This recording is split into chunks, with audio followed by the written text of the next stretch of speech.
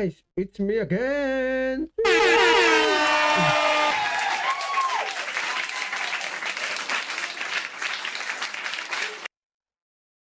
Guys, pag-usapan natin tong yung kay Ka Eric ulit kasi hindi ko to napanood nung nakaraan.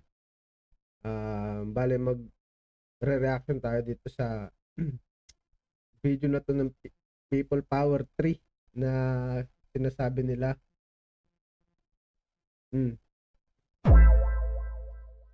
So, kung bago ka lang sa aking channel, please subscribe and hit the notification bell button para sa marami pang video. At follow na rin po ang ating Facebook page. Ito ang ating Facebook page. Ayan po sa baba. Ayan. Okay, ito nga pong kumakalat na balita na to na si Ka Eric Celis na nananawagan ng people power dyan sa may EDSA Shrine. Ayan. Ayan po yung nila, mga video nila. Tatalakayan natin yan. Pero bago ang lahat, intro!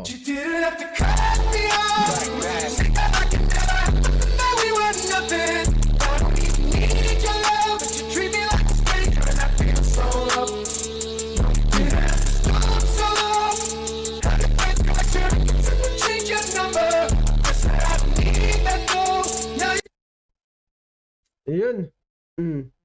Isa natin to. Umpisa pa lang, hindi pa nag-uumpisa, natatawa na ako eh. Sige, Kuya Eric, pasok! Nakikita ko ang taong bayan, daming na nakikinig sa paligid.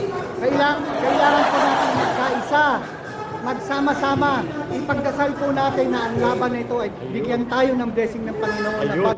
Ulul. Ang Panginoon, tapos sasabihin nyo, bongbong resign. Edsa kayo, saan kayo susugod?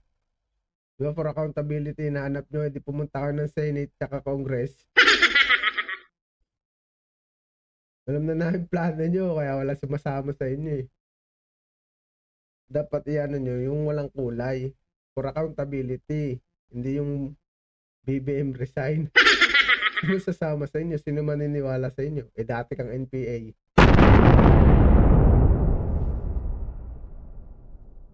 Gonggong. Kita rin natin. Baguhin natin ang bansang Pilipinas. Ilagay po natin na dapat mapalitan na. Pagdasal natin, Marcos resign. Oh, yun naman pala.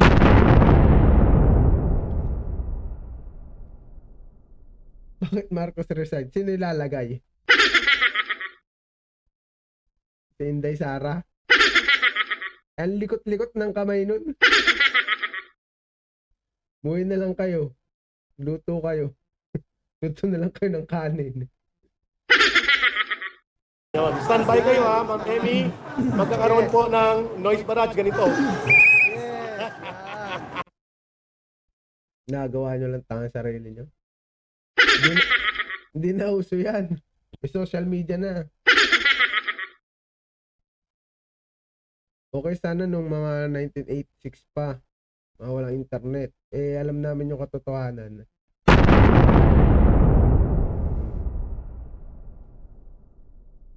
Hindi, lolokohin nyo. Kapwa nyo lang din.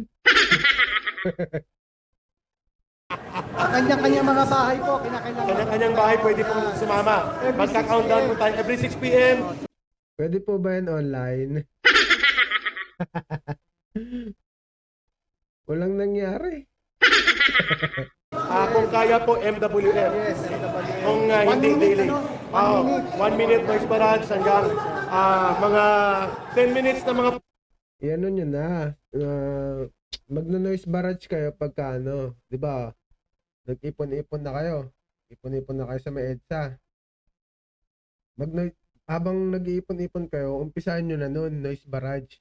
Hanggang sa matapos, ewan ko lang kung di matuyo yung mga lalamunan nyo. Dala kayo yung batya. program din dispersed. Oh, tapos mag-video po kayo. Pag video nyo po, I-upload nyo. upload nyo po sa Facebook ninyo. Yan. Kaya yan po, suporta po natin yan sa mga mamamayang Pilipino na ipakita. Lol. Supportahan sa mga Duterte. Huwag kami. Gagamitin niyo pa yung mga Pilipino. Buti pa ako, hindi ko na ginagamit yan. People of the Philippines. Bago naman. natin na meron tayong pagkakaisa. Ayun, tama. Ayos. Thank you, brother. Pagkakaisa sinasabi mo, kayo nga pakalat ng fake news. Oliver. Oo, mag-countdown tayo ha, sabay-sabay. sige. Discipline ready ha. Ma'am, ready ha, mag-countdown tayo. Kapag na isa na lang. Ready, mama, ano?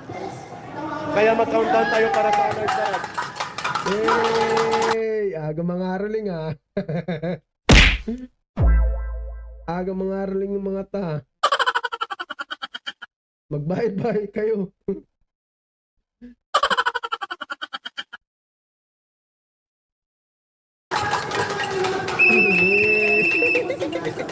Tralala.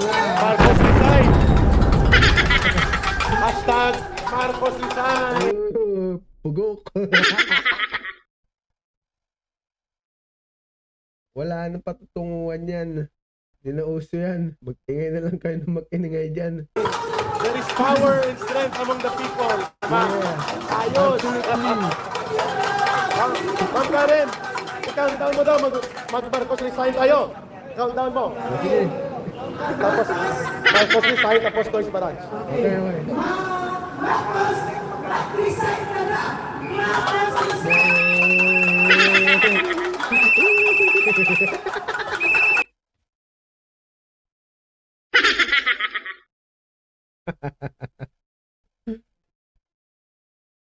Ang iingay nyo.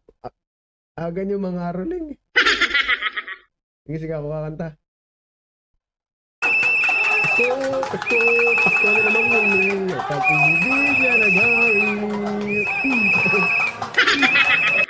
Ano, yung batang yung batang nag-uukulele.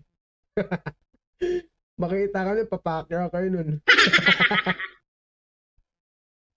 Wala na kayong ginawa matino. Loko na lang sarili nyo.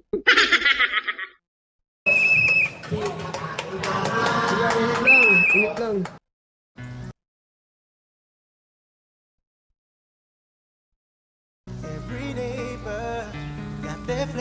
Ang pangit ng nila, no, yung EDSA nila. Bagong version. Ang pangit ng version ng EDSA nila. Kasi dapat ang panawagan nila is accountability na Marcos resign. Ginagaya nyo yung dilawan tactics. Di na uubra yun. Yung mga social media na Di na kailangan yung magaganyan-ganyan. Sa social media pa lang, maingay na kayo Sabi nyo, 32 million kayo. Saan?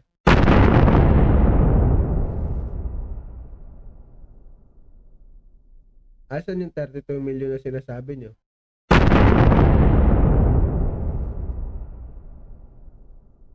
Iilan lang kayo dyan, no? Puro pa vlogger.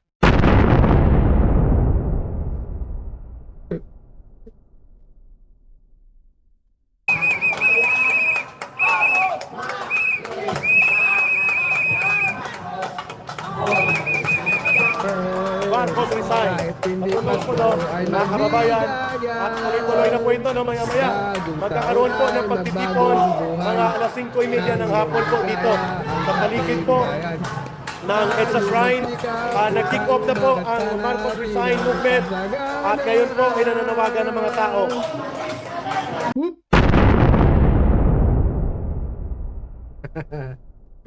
Patawad ka, Elis.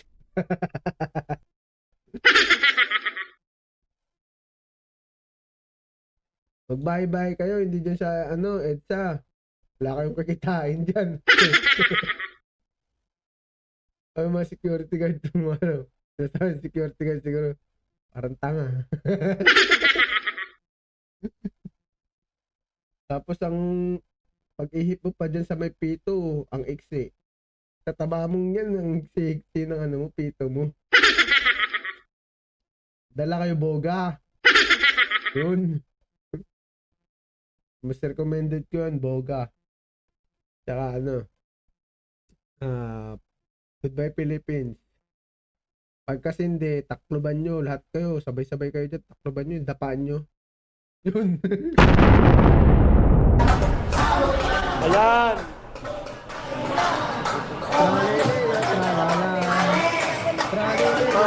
Mamaya. 5:30 na. Sige. Thank you. Thank you, ma'am. Yung rinig nyo sa background guys, ano? Yung bata yun eh. Nag-post yun sa TikTok. Sinibang ko nga.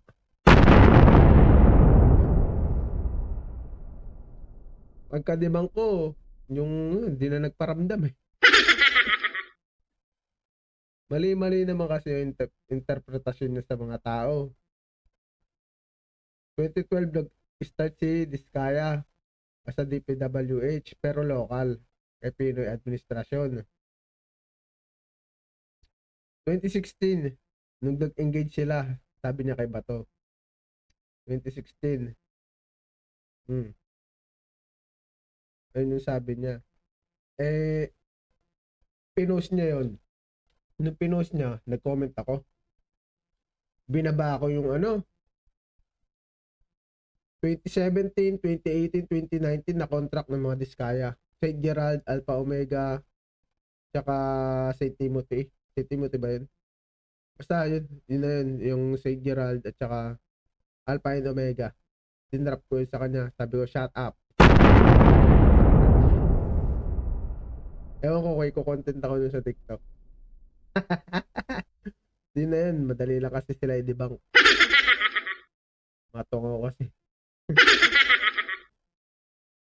ang ano naman kasi dito sa EDSA na to, konti lang sila, di siya effective. Walang mararating yan. Unless na lang, mapapansin sila ng maraming tao dyan. Kung ang gagawin nila, isabit nila yung mga leeg nila dito. Dito, dyan.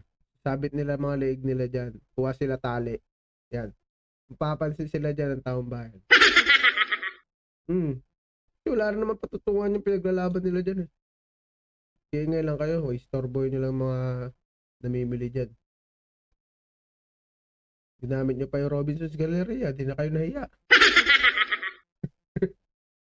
Okay, tuloy natin. Ayan. 5:30 mamaya, babalik tayo.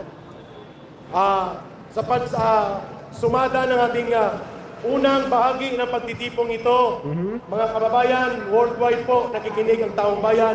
Okay. Bagamat may ibang grupo ngayon na lumulusob sa Kongreso, tayo naman po ay mapayapa lang. Kalma lang tayo, pero matatag ang paninindigan. Alright. 5:30 in the afternoon, EDSA Shrine. Boses ng mamamayang Pilipino, ang may mga maliliit na mga flaglets, mga placards, pang-ingay, tubig, lahat po, pumunta kayo mamaya. Mapayapang pagtipon, mapayapang pagpapahayag, bangon, sambayanang Pilipino. Sa huling bahagi ng programa, sabay-sabay na ipanawagan, Marcos Banateros! Romualdez resign! Oh, yun. Doon ka nagkamali. Yan ang panawagan mo eh. Mas marami pa supporter si Bongbong kaysa sa inyo. Sino sasali dyan? Yung mga DDS na tatamad-tamad. Meron pa kayong, alam ko September 13. Pero nakyat ko yung kubol ng mga DDS kaganina sa TikTok. Ang sabi nila, hindi daw sa kanila yon. Sa mga dilawan daw yon. May kita naman natin yun sa mga nila eh. Yung mga Yung ano, yung bandera na winawagayway nila, tapos yung mga tarpaulin, may mga nakasulat dun. Kung madilawan ba talaga, kasi pag actually mga dilawan, ano yan, akbayan, anak ng pawis, ay anak pawis, anak bayan, yan, Gabriela, mga ganyan. Ayan yung mga ano, yung mga batang hamog na NPA. Yan. Pero ito sa kanila, in-explain naman to kanina sa ano, sa kubol ng DDS nung umakyat ako kanina sa TikTok. In-explain nila yan. Ah, totoo naman yung ano, sinabi nito. Eh, ang kaso nga lang, bakit may pabongbong resign? Hmm. Hindi talaga kayo dadami ng ganyan kasi marami din bulat ng mga loyalista. Madami din tumutulig sa mga fake news nyo.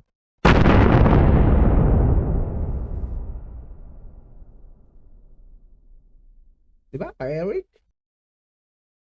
Meron sila eh, pag hindi sa kanila yung 13, malamang sa malamang 23. Yun ang ano. Kasi may banateros na umakyat ka ganina dun eh. Babae. Hindi ko alam kung sino. Ewan ko kung si ano. Si Binag. Ewan ko si Binag yun. Kasi nakalogo siya ng ano eh. Banateros. Tapos kilala siya. Akyat sana ako. Huwag na. Panawagan lang naman na ano. Panawagan lang naman ng ano lang. Wala daw kulay-kulay. Kasi for accountability. Tapos may loyalista umakyat doon. May umakyat doon na loyalista. Tinatanong kung ano ang naratibo nila sa ano. Naratibo yung ipinaglalaban nila sa magiging rally nila sa 23. Yung sabi naman ng babaeng may logo na Banateros for accountability. Yung sabi ng loyalista ano daw edi ang target na ng puntaan Senate at saka ano Congress, kasama din daw sila. Loyalista na yun. Tama. Kung yun lang yung target. Pero pag matatarget nila yung pati Malacanang, aba magkakagulo. Baka sila lang din magkakagulo dun. Civil war sila. Bahala sila. Okay lang mag-people power para mag-martial law eh.